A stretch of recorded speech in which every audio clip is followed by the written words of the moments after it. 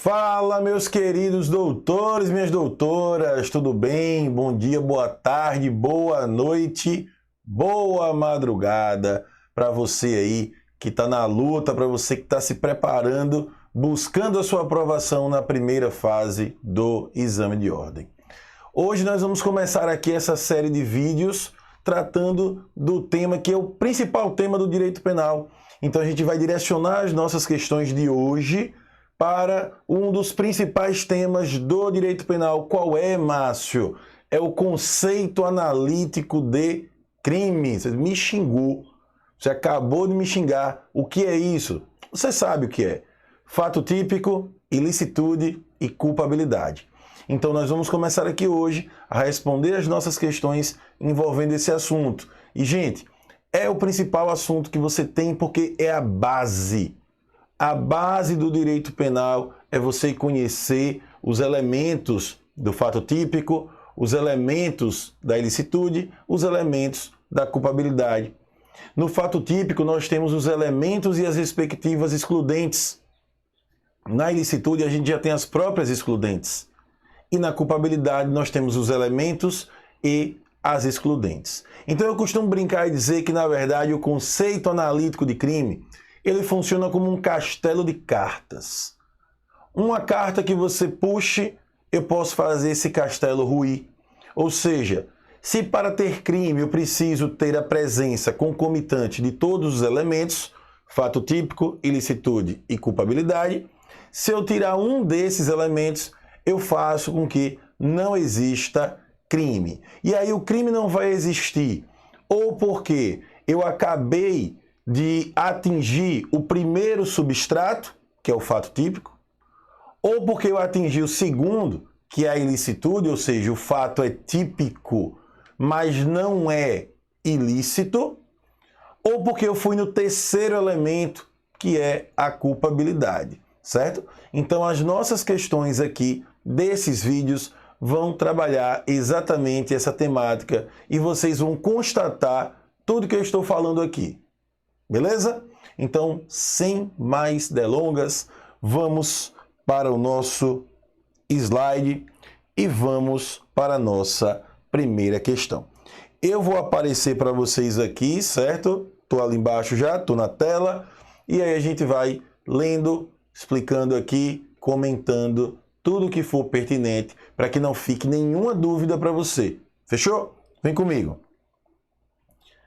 Enquanto assistia a um jogo de futebol em um bar, Francisco começou a provocar Raul, dizendo que seu clube, que perdia a partida, seria rebaixado.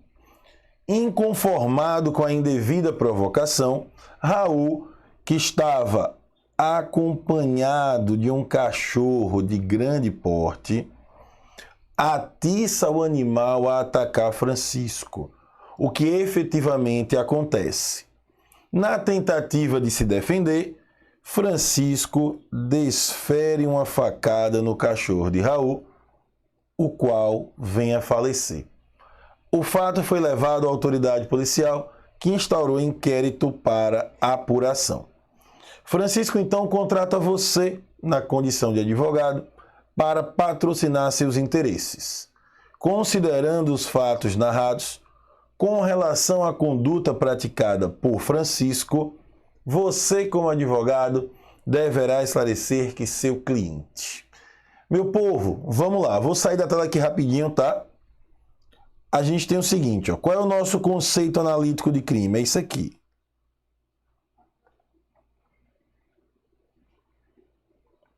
Fato típico. E dentro dos elementos do fato típico, eu tenho quem aqui? Vamos lá. Pode lembrar aí que eu sei que está lembrado. Conduta. Resultado. Nexo causal.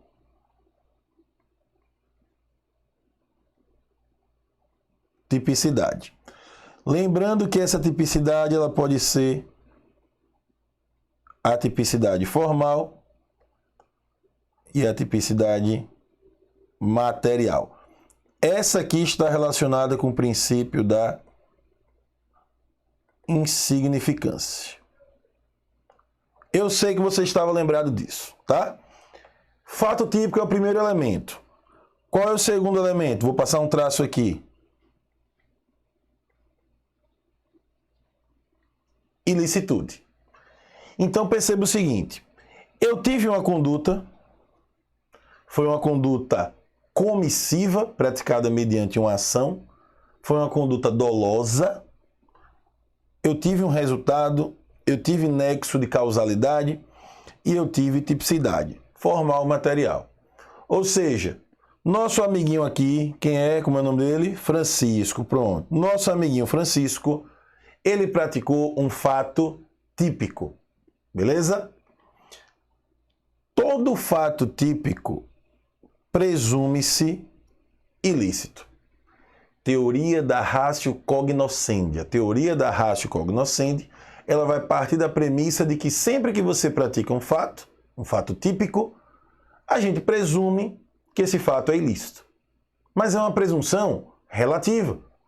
Por quê? Porque desde que eu comprove a ocorrência de alguma causa excludente de ilicitude, eu terei um fato típico, mas o fato vai ser lícito.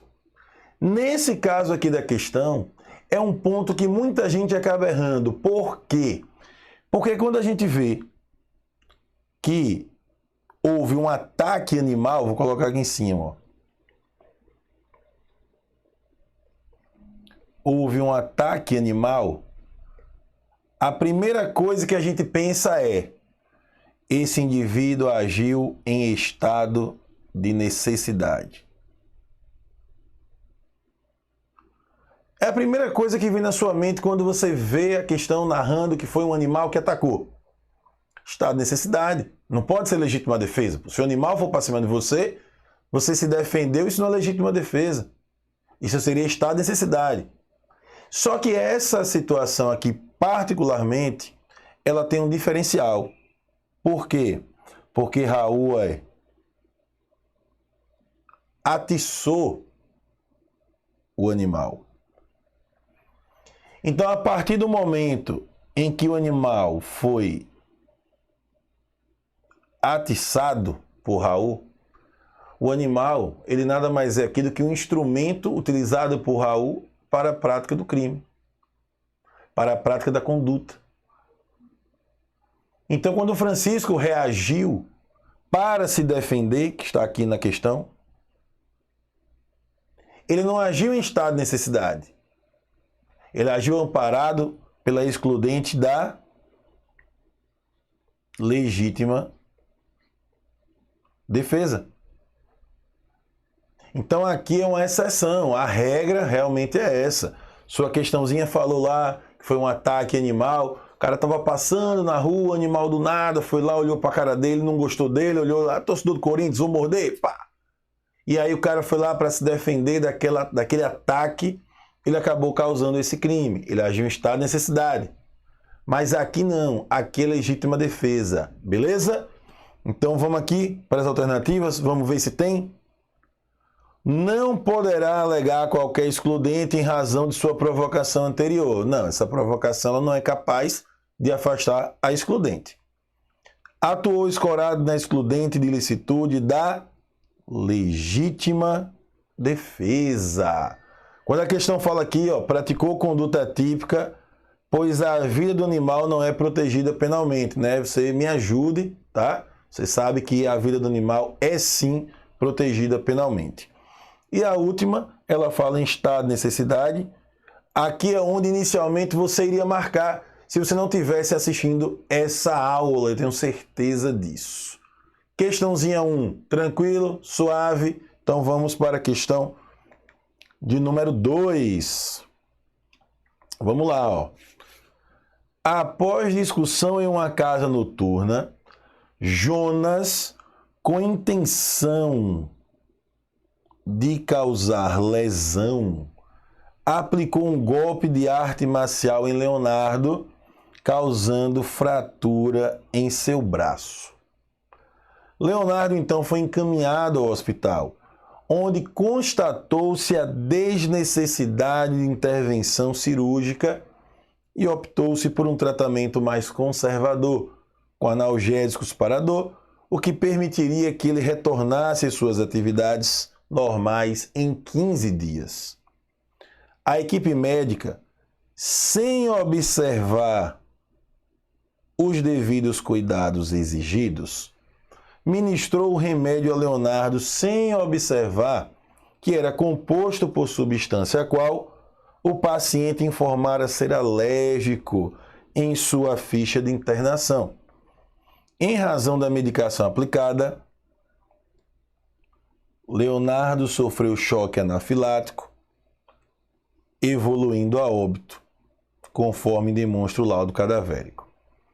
Recebidos os autos, o MP ofereceu denúncia em face de Jonas, imputando-lhe o crime de homicídio doloso. Diante dos fatos acima narrados, deixa eu sair aqui para não ficar na frente, né? E considerando o estudo da teoria da equivalência, também chamada de teoria da conditio sine qua non, o advogado de Jonas deverá alegar que a morte de Leonardo decorreu de causa superveniente. Vamos lá. Meu povo, essa questãozinha está falando desse tema aqui, ó. Com causa. Então, quando a gente colocou lá, né, na questão 1, fato típico, conduta, resultado, nexo causal. O que a questão agora quer saber é, esse resultado morte, ele pode ser imputado a nosso colega Jonas? É isso que a questão quer saber de você. Então, o artigo 13, ele fala lá acerca do que é considerado causa, tá? Mas vamos facilitar nosso entendimento aqui. Com causa, são duas causas. Quando eu falo em com causa, é porque eu tenho duas causas. E a primeira pergunta é, para que aquele resultado acontecesse, eu precisaria da somatória das duas causas? Ou uma causa só causaria esse resultado? Se eu estou diante de uma causa que sozinha ela causaria o resultado sem precisar da outra, é porque essa é uma causa absolutamente independente. Então a sua questão vai dizer que Márcio, com intenção de matar, ministrou um veneno para a vítima. A vítima saiu de casa, acabou se envolvendo em uma briga. O cara foi lá e, atirou, matou aquela pessoa que eu tinha envenenado mais cedo. Causa mortes, hemorragia por disparo de arma de fogo. Mas eu não ministrei veneno? Ministrei. A pessoa morreu de quê? De hemorragia por causa do tiro. Ou seja, o meu veneno causou o resultado? Não. Então eu vou responder pelo crime de quê? Tentativa de homicídio. Porque quem causou o resultado foi a concausa absolutamente independente, superveniente, que foi o tiro.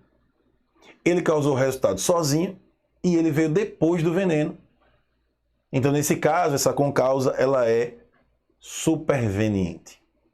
Só que aqui a questão já está dizendo que essa causa, ela é uma causa relativamente independente. E por que relativamente independente, Márcio? Porque se não fosse a fratura, Leonardo não ia para o hospital.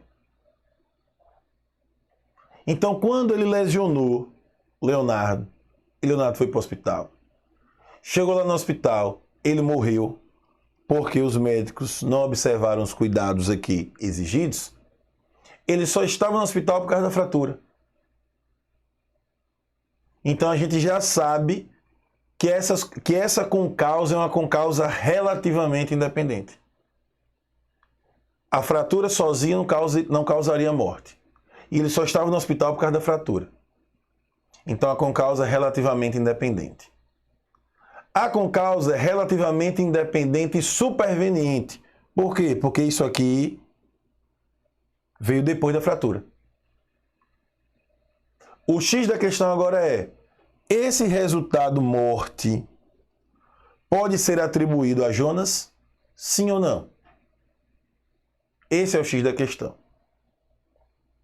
Só que você tem que tomar cuidado, porque para identificar as questões de concausa, a primeira coisa que você tem que ver é o seguinte, o dolo.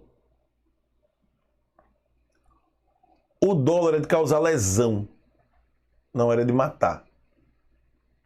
Então, se esse dolo era um dolo de causar lesão, e esse resultado morte foge totalmente ao alcance do comportamento de Jonas, esse resultado morte aqui não pode ser imputado a ele. Por quê? Porque ele tinha dolo de lesionar. Então ele nem vai responder por homicídio doloso e nem vai responder por homicídio culposo, porque ele não tinha dolo de matar. Ele tinha dolo de lesionar. Ficou claro? Se a questão dissesse que ele tinha dolo de matar, ele responderia por homicídio. Mas o dolo dele não era de matar, era de lesionar. Então esse resultado morte não vai poder ser atribuído a ele. Certo? Vamos procurar a questão que se encaixa aí no que eu estou falando para vocês. Essa aqui a gente já corta, porque ela fala absolutamente independente. Relativamente independente, devendo ocorrer a desclassificação para lesão corporal seguida de morte, já que a morte teve relação com a sua conduta inicial. Não. A morte não derivou da conduta.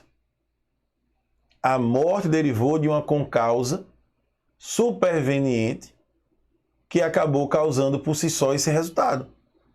Então ela rompe o nexo causal aí. Essa morte não vai ser atribuída a ele. Relativamente independente, que por si só causou o resultado, devendo haver classificação para homicídio culposo. A questão foi clara, ele tinha dolo de lesionar, eu não posso mudar o dolo do cara.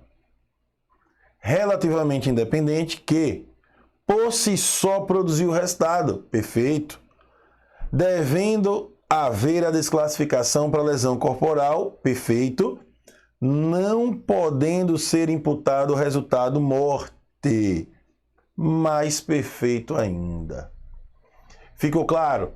Veja qual é o dolo do cara. A questão vai lhe dar essa informação aí. Tranquilo? Vamos para a nossa próxima questão. Questão número 3. Essa eu vou ter que sair da frente aqui, né? Porque é uma questãozinha mais extensa. David ou Davi, né? Não sei se tiver algum David ou Davi aí. A gente sabe que sempre complica aí quando está escrito desse jeito. Em dia de sol, levou sua filha Vivi, de 3 anos, para a piscina do clube. Enquanto a filha brincava na piscina, David precisou ir ao banheiro, solicitando então que sua amiga Carla, que estava no local, ficasse atenta para que nada de mal acontecesse. Carla se comprometeu a cuidar da filha de David. Meu povo, vem aqui rapidinho logo. David, ou Davi, ele é pai de Vivi. Vivi tem 3 anos. David é garantidor de Vivi. Carla, ela aceitou tomar conta. Então ela também virou o quê?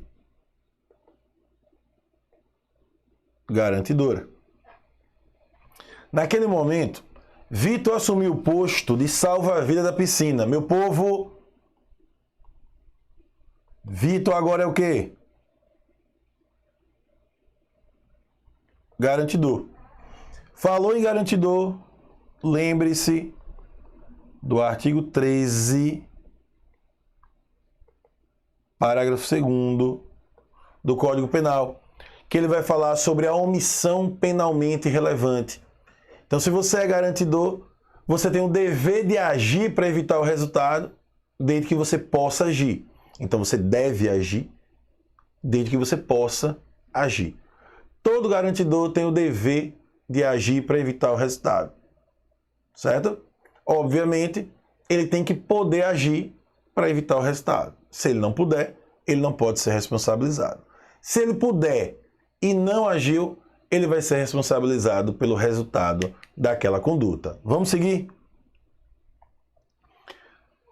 Carla, que sempre fora apaixonada por Vitor, começou a conversar com ele e ambos ficam de costas para a piscina, não atentando para as crianças que lá estavam. Vivi começa a brincar com o filtro da piscina e acaba sofrendo uma sucção que a deixa embaixo da água por tempo suficiente para causar seu afogamento. David vê o ato, vê quando o ato acontece, através de uma pequena janela do local. Mas o fecho da porta fica emperrado e ele não consegue sair. Ele devia agir, meu povo, meus doutores, ele devia agir? Devia. Ele é garantidor. Mas ele podia agir? Não, a questão deixou claro que ele não podia, ó. Ficou emperrado. Vitor e Carla não veem o ato de afogamento, porque estavam de costas para a piscina conversando.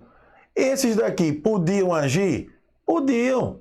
Devem agir e podiam agir. Mas não agiram porque estavam o quê? Trocando conversa. Estava flertando. Diante do resultado morte, David, Carla e Vitor ficam preocupados com sua responsabilização penal e procuram um advogado, esclarecendo que nenhum deles adotou comportamento positivo para gerar o resultado. Considerando as informações narradas, o advogado deverá esclarecer que, meus doutores, estamos diante aqui de um crime omissivo. A gente sabe que a conduta pode ser comissiva ou omissiva. E o crime omissivo, ele é crime omissivo próprio ou crime omissivo impróprio. O crime omissivo próprio é aquele em que a omissão vem descrita no próprio tipo penal. Exemplo, omissão de socorro, lá do artigo 135. Deixar de prestar socorro. Então, sempre que eu tenho um verbo que exterioriza um não fazer, é um crime omissivo próprio. O crime omissivo impróprio, também chamado de comissivo por omissão, ele é praticado pelo garantidor. Quando ele deve agir, pode agir, mas não age.